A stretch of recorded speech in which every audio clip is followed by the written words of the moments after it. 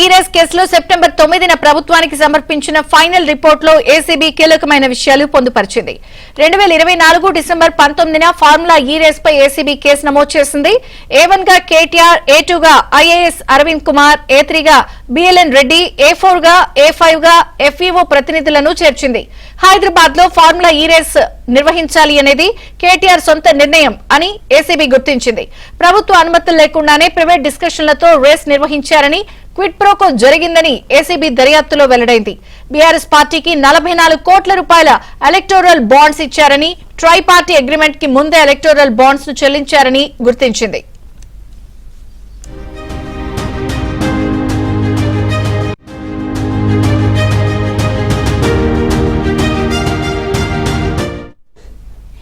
ఇక 2022 April, October నెలలో ఈ బాండ్స్ ను చెల్లించారని ఏసీబీ తెలిపింది. బీఆర్ఎస్ కు ఎలక్టోరల్ బాండ్స్ ఇచ్చినందుకు ఏస్ నెక్స్ట్ జెన్ కు ప్రమోటర్ గా అవకాశం కల్పించారని ఏసీబీ విచారణలో తేలింది. రాజ్యాంగంలోని ఆర్టికల్ 166(1), 299 నిబంధనలను ఉల్లంఘించారని, గవర్నర్ సంతకంతో ఎగ్జిక్యూట్ చేయాల్సిన కాంట్రాక్టులను కాంపిటిటివ్ అథారిటీ అనుమతి లేకుండానే ఐఏఎస్ అరవింద్ కుమార్ అప్రూవ్ చేశారని ఏసీబీ విచారణలో వెల్లడైంది. 2 అగ్రిమెంట్లు కూడా గవర్నర్ నోటీసులో లేవని, ఎంఏయుడి నుంచి ఎలాంటి అనుమతులు పొందలేదని ఏసీబీ స్పష్టం చేసింది.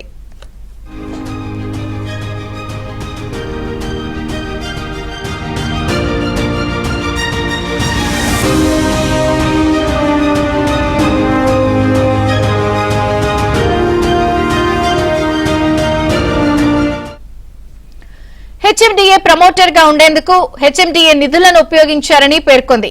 రాష్ట్ర ఆర్థిక శాఖకు సైతం ఎలాంటి ముందస్తు సమాచారం ఇవ్వలేదని, బిజినెస్ రూల్స్ ను ఉల్లంఘిస్తూ అప్పటి రాష్ట్ర సీఎస్ కు, అప్పటి ఆర్థిక శాఖ మంత్రికి, అప్పటి ముఖ్యమంత్రికి కూడా ముందస్తు సమాచారం ఇవ్వలేదని ఫైనల్ రిపోర్టులో ఏసీబీ పేర్కొంది. ఎన్నికల కోడ్ అమల్లో ఉన్న సమయంలో 10 కోట్ల రూపాయల కంటే అధిక నిధులు చెల్లించాల్సి వస్తే ఆర్థిక శాఖ అనుమతి తప్పనిసరి. తీసుకోవాల్సిన 2023 అక్టోబర్ 9 నుండి డిసెంబర్ 4 వరకు రాష్ట్రంలో ఎన్నికల కోడ్ అమల్లో ఉందని కూడా ఏసీబీ గుర్తు చేసింది.